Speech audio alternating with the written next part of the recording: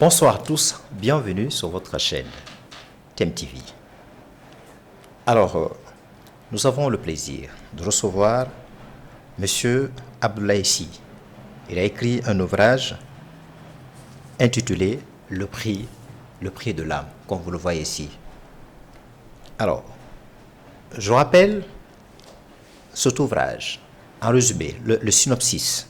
Au moment où j'allais verser de l'eau, dans 100 mètres, j'ai vu une femme poignarder une autre sous le lampadaire. Directement, j'ai changé de direction, disait le témoin oculaire de la scène du crime. En l'occurrence, le personnage principal d'Oula. Donc, nous allons parler avec ce grand monsieur sur cet ouvrage très important. Je disais, il s'appelle Abdoulaye Sy. On l'appelle affectueusement Monsieur D. Best Massouda par ses amis et ses proches. C'est un jeune écrivain. Donc, comme je le disais tout de suite là, il a écrit ce bel ouvrage intitulé Le prix de l'âme. Bonsoir. Bonsoir, monsieur Cissé. Merci de répondre à notre invitation sur le plateau. Tout l'honneur est pour moi. Alors, vous êtes un scientifique, un médecin vétérinaire. C'est ça votre formation, les études que vous avez faites. Mais à un certain moment, vous avez décidé de vous reconvertir dans la littérature. À quel moment ces idées vous sont venues à l'esprit, monsieur Sy? Merci pour cette question. Bon, premièrement, j'aimerais aborder ça par une citation que me disait Farima, que l'homme suit son destin. Okay. Bon, bien avant ça, j'ai commencé depuis à bas âge. En 8e année, je lisais les livres. J'étais captivé par les écrits écrivains en fait. Ouais. La manière dont ils écrivaient et puis du jour au lendemain jusqu'à ce qu'au lycée j'ai rencontré un grand homme, un grand monsieur qui est monsieur Koulibaly. Okay. Je profite d'ailleurs pour le saluer. Donc là, c'était un professeur de lettres. Donc il m'a plus baigné dans la littérature. Okay. Jusqu'à ce que j'ai pris le courage. Et ce monsieur, c'est un littéraire aussi? C'est un littéraire. D'accord. Donc j'ai eu la main visible sur mon chemin. Donc qui m'a poussé. Et puis jusqu'à ce que j'écris. Donc c'est à partir de là que vous avez eu cette inspiration. Ce monsieur-là vous a inspiré. Il vous a donné des idées. Il vous a accompagné. Donc, il est en quelque sorte un modèle, une référence pour vous à la matière. Exactement. C'est mon mentor. Oui. C'est une personne que je remercie infiniment, puisque vraiment, il m'invitait lors de ces salons littéraires. Donc, pour m'appuyer, pour m'aider un peu, pour m'aider beaucoup, pas un peu, mais pour m'aider beaucoup dans le monde littéraire. Et puis, comme on l'a dit, voilà. Alors, cet ouvrage, ce bel ouvrage que vous avez écrit, intitulé, je le disais tout de suite, Le prix de l'âme. Alors, cette reconversion, étant médecin vétérinaire, qui soigne nos animaux, qui décide de se reconvertir, disais-je tout de suite, dans la littérature, dans l'imaginaire. C'est la raison pour laquelle vous avez dit ceci. La littérature, c'est une passion pour moi. C'est un voyage sans fin, une exploration des mondes imaginaires et une fenêtre sur l'âme humaine. Qu'est-ce que cela évoque? Je suis une personne qui aime voyager, qui aime découvrir d'autres cultures, qui aime savoir qu'est-ce qui se cache derrière d'autres frontières, qu'est-ce qu'on a, qu'est-ce qui nous partage à travers la différenciation, tel que par exemple un Malien rencontrer un Sénégalais. Je suis cette personne qui aime découvrir au fait. Donc à travers les livres, je sens que je rencontre beaucoup de choses et étant dans ma chambre, sans demander n'importe qui, sans demander les gens. Seulement, même si je demande, c'est le livre, l'auteur qui me raconte, qui me flatte avec ses écrits. Donc c'est tout ça que la littérature me donne envie aussi. C'est pour cela que je suis fan de la littérature. Mais ceci donc, c'est d'où l'importance de la lecture. On voit aujourd'hui des jeunes qui ne lisent pas, qui s'intéressent peu à la lecture. Ils souffrent de cette espèce de carence de lecture. Mais par contre, vous avez depuis votre tendance enfance, vous avez décidé de vous de lancer dans la lecture. Oui. Et même jusqu'à aujourd'hui, vous faites de la lecture. D'ailleurs, c'est cette lecture-là qui vous permet de voyager, Oui. d'avoir cette inspiration-là. Étant au Sénégal ou au Mali, vous vous retrouvez aux États-Unis, en France, au Mali, au Burkina Faso. C'est grâce à cette lecture-là. Comment ça se fait? Comment ça se fait?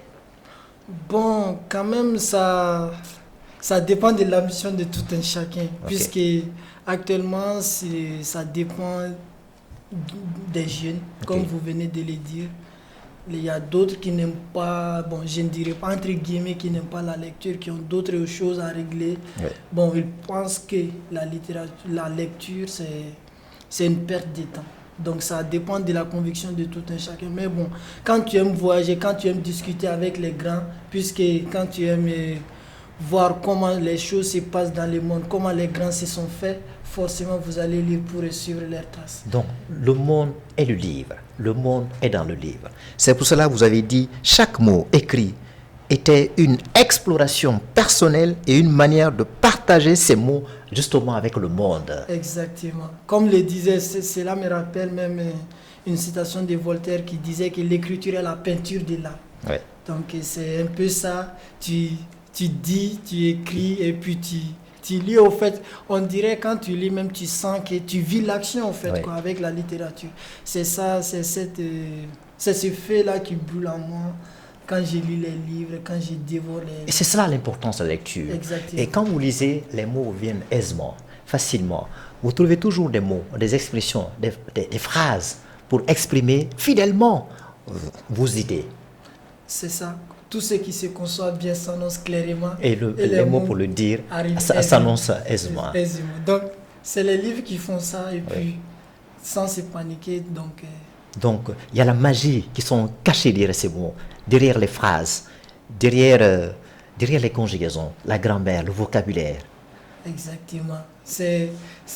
Concernant le truc même, il y a même, on a dit, il y a un dicton qui dit que quand tu veux cacher quelque chose aux gens, il faut les écrire, il faut les mettre dans les livres. Donc, je pense que quand tu lis, donc, tu sens que tu découvres les mystères du monde, en fait.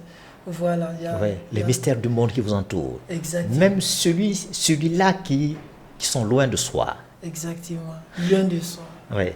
Alors, c'est la raison pour laquelle, puisque vous avez pris le goût, l'amour, la passion pour la littérature, notamment les mots qui s'y trouvent, c'est la raison pour laquelle vous avez décidé de penser, d'imaginer pour écrire cet ouvrage intitulé Le prix de l'âme.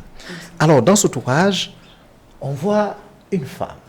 Une femme selon le témoignage donné par un personnage principal, un des personnages principaux, Douala, qui a vu une femme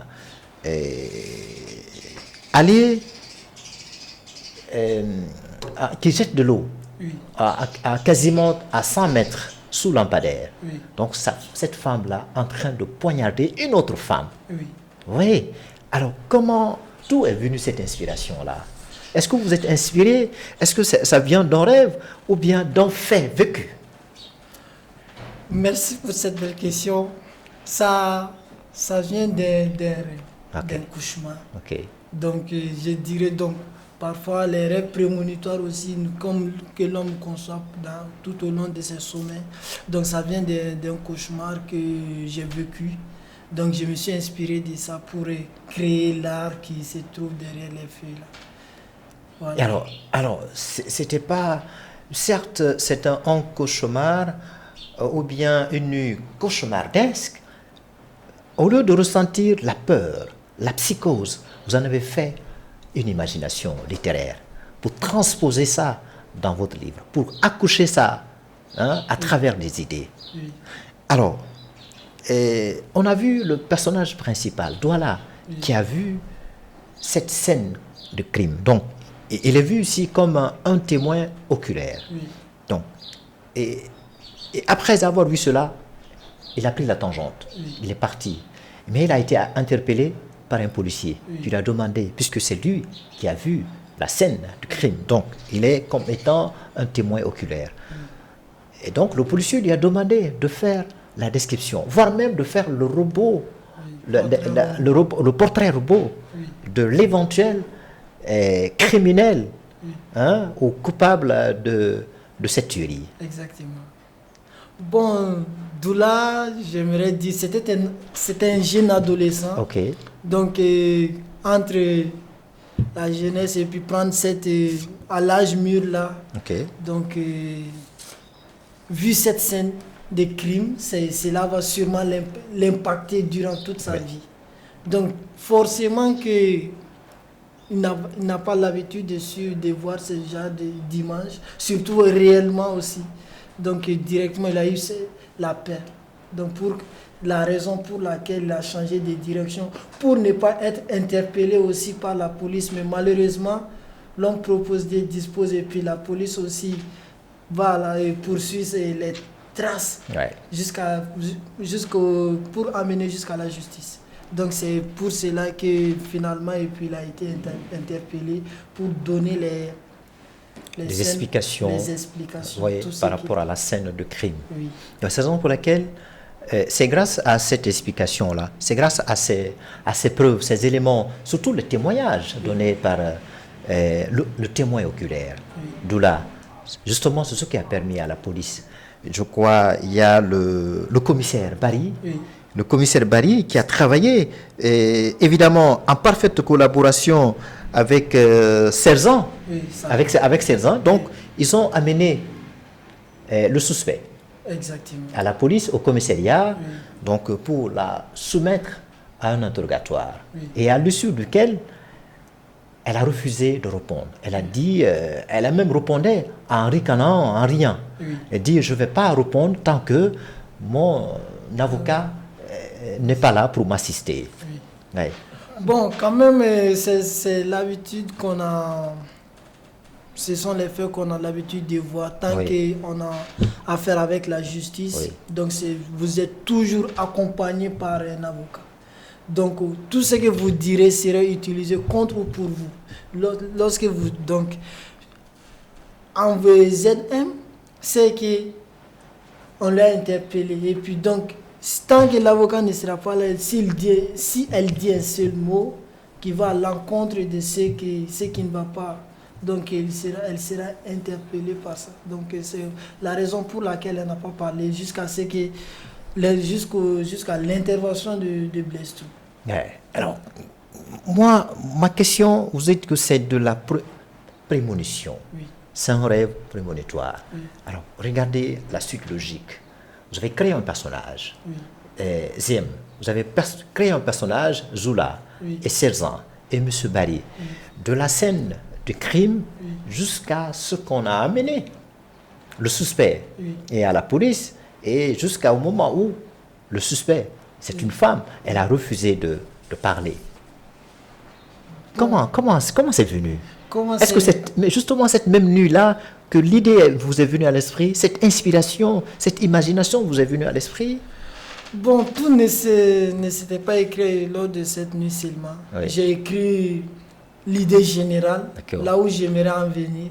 Maintenant, comme on le dit souvent, le plus dur, c'est de commencer. Le reste, ça va venir au fur et à mesure de l'inspiration. Dès lors l'introduction est bonne, dès lors que l'introduction est accrocheuse, le reste vient aisément. Exactement. Donc, c'est la raison pour laquelle je l'ai terminé ici même, donc tout en relatant les faits, et puis avec les inspirations du moment, parce que j'essaie d'attirer l'attention au fait à travers la vie réelle, ce qu'on rencontre dans la vie réelle. Donc bien vrai que la base c'est les rêves prémonitoires, mais j'essaie de m'accrocher un peu aux réalités. Alors, on continue le synopsis, c'est-à-dire le résumé de la scène de crime. Alors, on l'a amené dans la salle de l'interrogatoire. On lui a demandé de dire les faits qu'on lui reproche. Elle a commencé à répondre, mais à rien. Donc, elle dit, moi, je ne vais pas répondre tant que mon avocat n'est pas là pour m'assister. Alors, il y a M. Barry qui lui répond, en lui disant ceci. Pourquoi tu te promènes avec une quantité énorme de stupéfiants dans la rue? Donc, elle dit qu'elle ne répond pas. Il dit, ce ne sont pas des stupéfiants. Je ne réponds pas à vos questions tant que mon avocat n'est pas n'est pas là. Et M. Barry dit, il n'y a pas de problème. Avant qu'il n'arrive, tu passeras des jours derrière les barreaux. Oui, quand même, ça interpelle des aspects. Oui. Premièrement, les femmes dealers ou bien ceux qui se promènent, que ce soit femmes ou hommes qui se promènent avec des stupéfiants qui ne sont pas recommandés par l'État. Donc il y a cet aspect aussi. Et puis quand Sergent l'a appelé pour l'interroger, et puis elle s'est sentie piégée au fait. Ouais. C'est pour cela qu'elle n'a pas voulu continuer l'interrogation. Sinon, elle allait être plus discriminée Oui. au fur et à mesure des questions. Oui. Donc, Accusée des faits. Accusée des faits et puis Qu'on lui reproche. qu'on lui reproche. Oui. Donc elle a préféré faire profil bas pour ne plus dire. Donc et puis là, l'intervention de Sergent de Barry lui a dit que tu feras des jours derrière les prisons tant que tu ne diras pas ce que tu avais. Ou tu ne confirmes pas nos suppositions. Oui. Donc, mais bon, est-ce que les choses se sont déroulées ainsi? À regarder cette imagination-là. Parce que une femme qui est soumise à un interrogatoire, elle dit, je ne m'exprime pas tant que mon avocat n'est pas là, qui doit m'assister, Oui. parce que moi, je ne suis pas juriste. Alors, au lieu de faire en sorte de trouver un avocat, ou bien laisser le soin au suspect de trouver un avocat, on lui dit, si tu ne réponds pas aux questions qu'on vous pose, tu risques de passer le reste de ta vie derrière le barreau, derrière le tribunal. Alors, si on essaie de transposer ça dans les faits d'aujourd'hui, on voit, lorsque vous êtes accusé dans les quartiers, dans les communes, dans les départements, d'un crime ou bien d'un délit, donc vous êtes vu comme un suspect. Oui. Et cependant, le commissaire, les policiers ne vous laissent pas la liberté de trouver un avocat qui va vous assister pour ne pas raconter n'importe quoi. Vous voyez ça? Donc, les suspects ne bénéficient pas d'une espèce de présomption d'innocence. Vous êtes vu aux yeux des policiers, des commissaires, comme un coupable. Or, la justice n'a pas encore dit son mot. La justice n'a pas encore rendu sa décision. Oui. Vous, qu'est-ce que cela vous dit? Qu'est-ce que cela vous inspire? Bon, quand même, quand vous êtes pris dans ces circonstances, premièrement, vous êtes accusé Oui. au niveau de la société d'abord, puisqu'il y a l'intervention de la police. Et puis après aussi, les policiers te verront comme un Oui. suspect, un véritable criminel. Donc il faut que tu sois optimiste à ce moment-là, malgré que les choses ne vont pas, que tu sois optimiste pour dire que bon, il faut justement l'intervention ou bien l'accompagnement de mon avocat jusqu'à la verdict. Parce que là, on est en train de violer le droit de défense Bon. de suspect. Pas totalement, puisqu'il y a toujours une Parce qu'à du moment où que la personne, le suspect, surtout la femme en l'occurrence, Zem, elle n'est pas assistée par son avocat, c'est son droit le plus absolu. De demander, de dire au commissaire et aux policiers, tant que mon avocat n'est pas là, je m'interdis, je m'abstiens de parler, de répondre à vos questions. Bon, on ne peut pas lui relâcher comme ça dans la nature aussi, Oui. puisqu'elle a été suspectée. Donc, forcément, elle sera en détention. Oui. Voilà, la détention. Mais avec l'assistance, évidemment, de son Mais avocat. après, l'avocat va intervenir. Oui. Voilà, c'est après que l'avocat va intervenir pour lui demander les faits, qu'est-ce qui se sont passés lors de l'altercation là. Donc c'est après que l'avocat Blaise Trouve viendra, mais c'est là trouvé qu'elle était en détention. Donc c'était ça. Alors, le public est en train de nous regarder, se pose la question. Ça, certainement, c'est une belle histoire. Oui. Certes, c'est un crime qui a été commis. Mais au finish, qu'est-ce qui va se passer? Est-ce que la dame a été jugée? Et si elle a été jugée, est-ce qu'elle a été rendue coupable des faits qu'on lui a reprochés ou bien on lui a relaxé?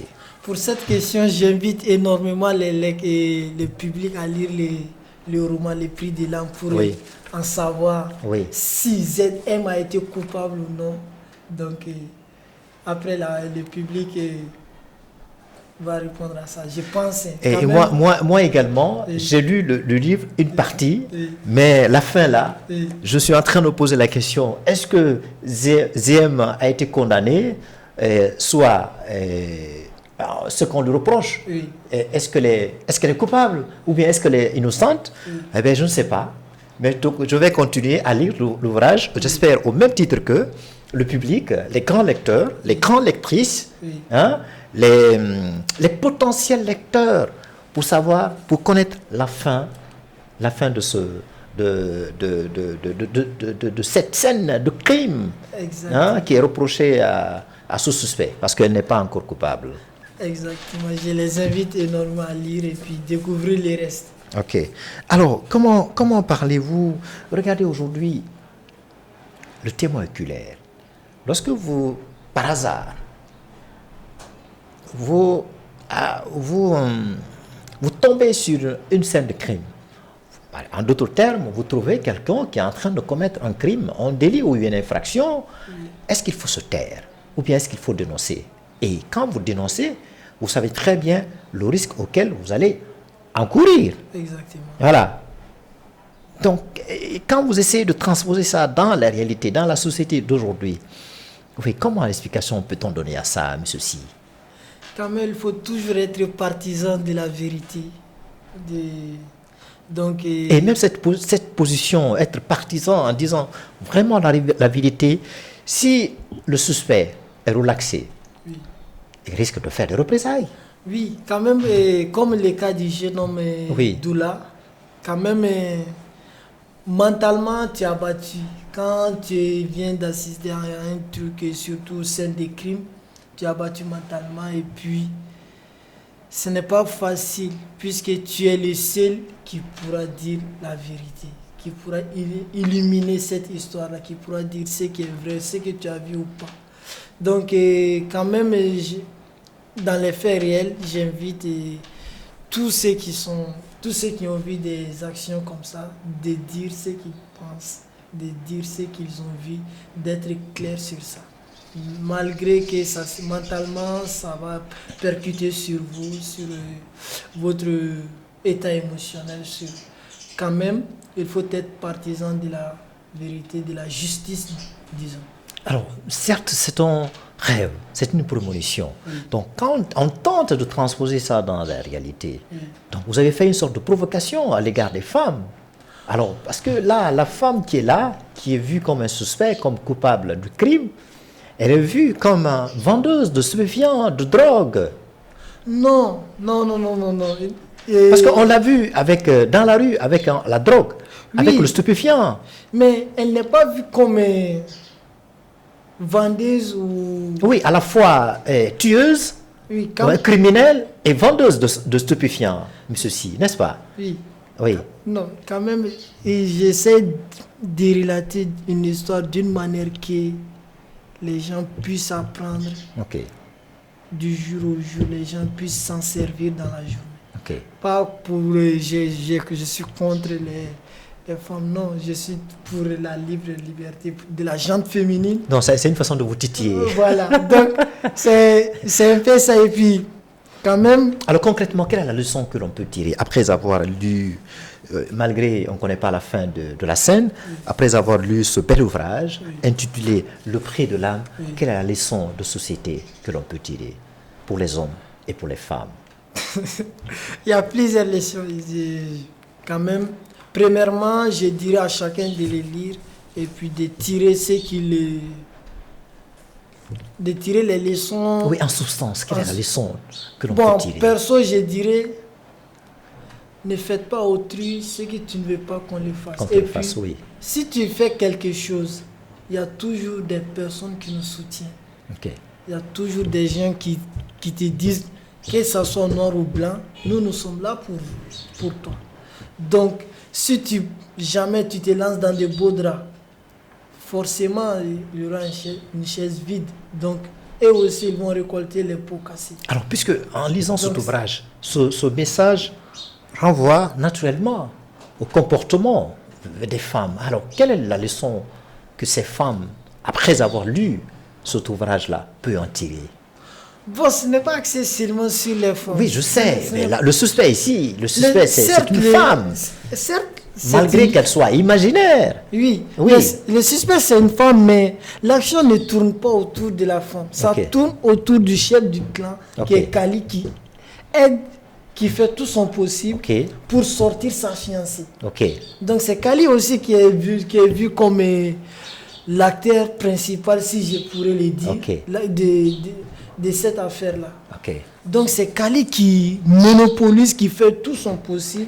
Ça, c'est l'importance de l'amour, de Voilà. l'affection. Lorsqu'on vit à deux, peu importe le comportement de l'un ou l'autre, l'un des conjoints doit tout faire pour aider le prochain, la conjointe, à sortir de cette situation. Voilà une belle leçon.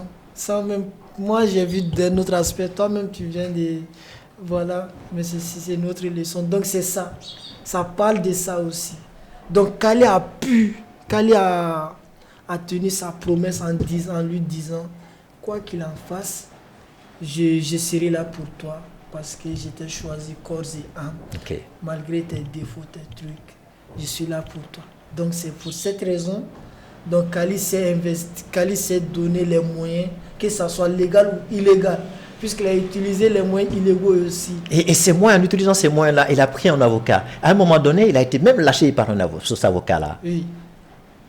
Mais tout de même, il a continué Tout de même, il a continué à se battre pour sortir sa fiancée dans cette situation, dans ce imbroglio. Exactement. Oui.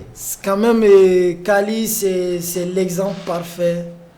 Même si malgré ses caractères entre guillemets farouches, mais il a montré à travers ses lignes qu'un homme, ça tient par sa parole. Un homme d'honneur. Un homme d'honneur. Oui. Donc, un homme, si tu dis quelque chose, il faut le faire. Okay. Donc c'est pour cette raison. Malgré les vents et marées. Les vents et marées. Malgré les circonstances périlleuses, un homme doit tenir sa parole d'honneur. Exactement. Alors malheureusement, c'est ce qui manque aujourd'hui à certains hommes qui sont vus comme des hommes d'honneur, des leaders, les hommes les hommes politiques, nos chefs d'État qui ne tiennent pas leur parole, qui se permettent, je ne sors pas du sujet, mais qui se permettent de tripatouiller la Constitution pour rester au pouvoir en violant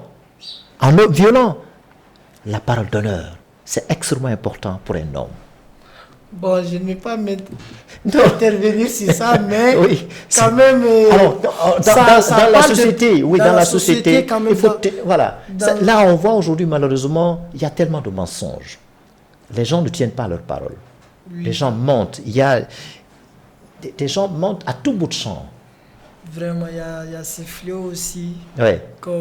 Mais ce fiancé-là, c'est une exception. C'est une exception à la règle. Exactement. Kali, c'est ce que je viens de dire. Malgré ses caractères-là, mais il a montré aussi ce côté-là, compétir une belle leçon pour inculquer ça, que ça soit soi-même. Et puis, puisque c'est l'action qui compte, c'est à travers l'action qu'on te juge.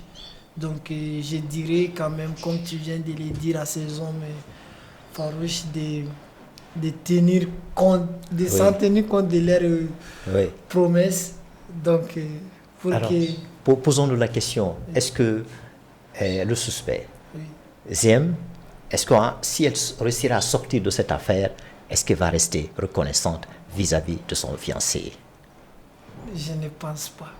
Mais j'invite les lecteurs à les lire, puisque c'est à la fin, ZM va récolter les pots cassés, pour ne pas dire elle succombera malgré les tentatives de Kali. Donc, bon, mais... Kali, c'est qui?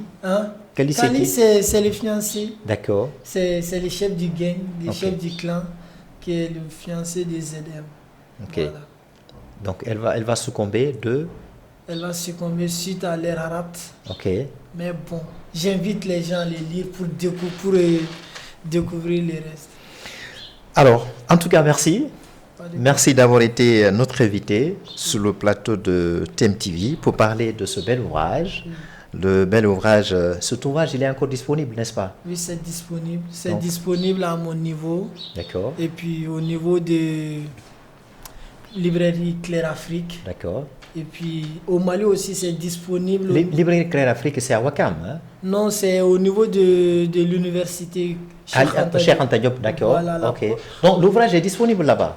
Oui, l'ouvrage. C'est à combien? C'est à 5 000 francs. 5 000 francs. 5 000 francs. D'accord. Mais le contenu est plus important que ce prix, 5 000 francs. Vraiment. C'est un prix symbolique. Vraiment, vraiment, c'est le contenu quand tu vois et puis surtout les prix. Bon, c'est ce que j'ai dit aux gens aussi, les prix ça ne signifie rien. Ouais. Mais c'est la culture. Voilà, on apprend. Voilà, l'instruction qu'on tire, la culture qu'on tire, surtout la leçon relative à l'honneur. Exactement. Voilà, qu'on peut tirer, c'est ça le plus important aujourd'hui. D'autant plus que cet honneur aujourd'hui, elle est en train d'être bafouée par certains hommes. Vraiment, quand même, les prix ne signifient rien, mais quand même le contenu c'est très enrichissant et puis quand même ça nous apprend sur la vie. Ouais. Puisque la vie, comme l'a dit Fatou Diom, vivre existe, inassouvie exister. Donc, ok. C'est un peu ça. Alors, c'est vraiment intéressant. C'est vraiment intéressant. En tout cas, moi, j'ai lu une partie de cet ouvrage. Oui. J'ai appris beaucoup de choses dans ce bel ouvrage. Le prix de l'âme. Oui. Donc, ça veut dire en d'autres termes, on est prêt à tout pour sauver, protéger, assister son prochain. Oui, on peut dire ça, même oui. Si finalement, même tout ce qu'on fait, oui, même si après on n'aura pas la récompense, on n'aura pas la reconnaissance, mais on est prêt à défendre son prochain, son épouse, son époux, lorsque l'un des deux se trouve dans des circonstances difficiles, compliquées. Exactement. En tout cas, encore une fois, merci d'être venu sur notre chaîne Tamashek TV. Merci d'être venu. J'espère qu'on aura l'occasion de discuter sur un autre ouvrage. Peut-être qu'il y a un autre ouvrage qui est en téléchargement au niveau de M. Abdoulaye Sy. Bon, j'en profite également, quand même bientôt, si Dieu levé. Donc il y aura bientôt un recueil de poèmes. Okay. Donc j'invite énormément à faire circuler ça, puisque dans ça, tout sera. Donc, en tout cas, c'est important parce qu'on voit la disparition de la poésie dans la littérature, dans l'écosystème littéraire. Mais si vous vous battez pour que cela puisse refaire la surface, c'est très important. Et aujourd'hui, il y a peu de poétesses, il y a peu de poètes. Donc on a besoin de ça, comme on l'a vu sous le régime de Léopold Sédar Senghor, qui fut un grand écrivain, un grand littéraire aujourd'hui. Malheureusement, les jeunes ne se lancent pas dans la littérature, dans la poésie, ils préfèrent plutôt aller sur les réseaux sociaux. Donc si vous pouvez sortir ce bel ouvrage-là sur la poésie, je pense que ça va aider les jeunes de se remémorer, de revenir à la raison pour s'intéresser encore une fois à la poésie, à la littérature. Vraiment, quand même dans ça, tout sera. On parlera de tout et de rien, mais tout sera. Ok. Encore une fois, merci d'être venu. Alors, des milliers de lecteurs, des milliers de téléspectateurs, de lectrices maliens, guinéens, sénégalais, bref, africains, nous avons eu le plaisir de recevoir ce jeune écrivain qui a eu l'imagination, qui a eu l'idée. Pour la première fois dans son rêve, c'est une espèce de prémonition, donc il a essayé d'accoucher ça dans ce bel ouvrage intitulé Le prix de l'âme. Il a même essayé de transposer cette imagination, ce rêve-là dans la réalité. Donc c'est ce qu'il vient de nous évoquer tout de suite là, à l'issue de cette émission. Donc sachez très bien que cet ouvrage est disponible dans la librairie Claire Afrique qui se trouve à l'université Cheikh Anta Diop, notre université, cette université publique. Ce ouvrage coûte à 5 000 francs. Donc ce ouvrage, au moment où je vous parle, est disponible. Et la preuve, moi-même, j'ai lu une partie de ce bel ouvrage. Vraiment, ça m'a permis évidemment de voyager partout, au Sénégal, aux États-Unis. Ça m'a permis de savoir, de savoir combien de fois la parole d'honneur est très importante. Donc là, nous, les jeunes aujourd'hui, on voit qu'il y a certains qui ne tiennent pas leur parole. J'ai même parlé tout de suite là, nos chefs d'État qui essaient de tripaturer la Constitution, alors qu'auparavant, ils ont dit qu'ils feront tout pour tenir leur parole. Donc, encore une fois, cet ouvrage est là. Donc, si vous voulez vous en approprier, allez-y à la librairie Claire Afrique. Merci de nous avoir suivis. Et grâce à mon technicien junior qui m'a permis de réaliser cette belle émission portant sur le livre intitulé le prix de l'âme. Merci de nous avoir suivis. Et sachez très bien, vous pouvez suivre cette émission-là sur YouTube et Facebook et Instagram. Portez-vous bien. On va le recevoir très bientôt pour parler évidemment un autre ouvrage portant sur la poésie. Allez, portez-vous bien. Au revoir.